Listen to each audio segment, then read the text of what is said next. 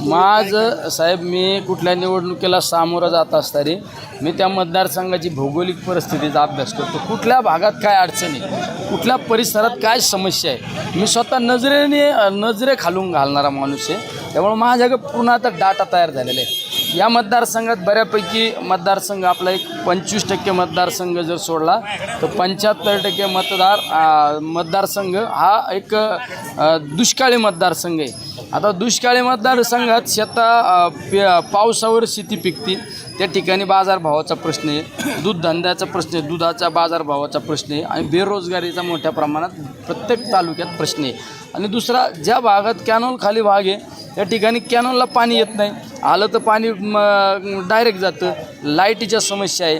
हे सगळ्या अनेक समस्या घेऊन या गोष्टीचा मी अभ्यास केला. विषय काढला तुम्ही श्रीगोंद्यात 6.5 दिवस पाणी मिळालं. तुम्ही कालवा सल्लागार समितीचे सदस्य आहात, तिथं कुणीच भांडत नाही, मात्र पाणी संपल्यावर सगळे बोलतात. नाही, कालवा सल्लागार समितीचे आम्ही सदस्य असताना आम्ही निश्चित श्रीगोंद्याला न्याय देण्याचं, मी पारनेरचा लोकप्रतिनिधी जरी होतो, नगर पारनेर विधानसभा मतदारसंघाचा, श्रीगोंद्याच्या कर्जच्या हिताचा नेहमी मी सुद्धा त्या ठिकाणी विचार केलेला होता.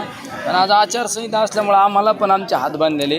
पण तुम्हाला साहेब निश्चित सांगतो, माझ्यासारखा माणूस जर उद्या संसदेत गेला तर श्रीगोंदा तालुक्याला असो किंवा कर्जत जामखेडला असो पाणी कमी पडून देणार नाही. विखेंचं वाक्य होतं 5 वर्ष.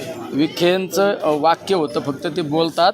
पण निलेश लंके जे बोलतो तेच करतो. मी माझ्या पारनेर मतदारसंघात ज्यावेळेस आमदार म्हणून मला लोकांनी संधी दिली, एक दिवससुद्धा पाण्याचा तुटवडा जाणून दिला नाही. आज माझ्या तालुक्यातली परिस्थिती पहा. बाकी पण मी आज या जनतेसमोर प्रतिनिधी म्हणून ज्यावेळेस येत असतो त्यावेळेस या ठिकाणचे प्रश्न सोडवणेसुद्धा माझी जबाबदारी असतात. तुम्ही कसं असतं, त्यांनी 5 वर्षापूर्वी तुम्हाला शब्द दिला, पण मी आज शब्द दिला नाही, मी प्रत्यक्ष कृतीत आणून देणार. डिंबे माणिक बोगद्यासाठी आपला पाठपुरावा. डिंबे माणिक डोच्या बोगद्यासाठी सुद्धा आम्ही जलसंपदा मंत्री जयंत पाटील साहेब असताना त्यावेळेस आम्ही बऱ्यापैकी राहुल दादा आणि या ठिकाणची नेते मंडळी घनश्यामांना असो, हे सगळे आम्ही बऱ्याच वेळा पाठपुरावा केला. पण नंतरच्या कालखंडामध्ये सरकार बदललं.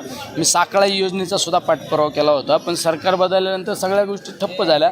पण निश्चित एखादी गोष्ट हातात घेतल्यानंतर ती गोष्ट प्रत्यक्षरित्या अंमलात आणण्याचं काम आम्ही त्या ठिकाणी करणार आहे.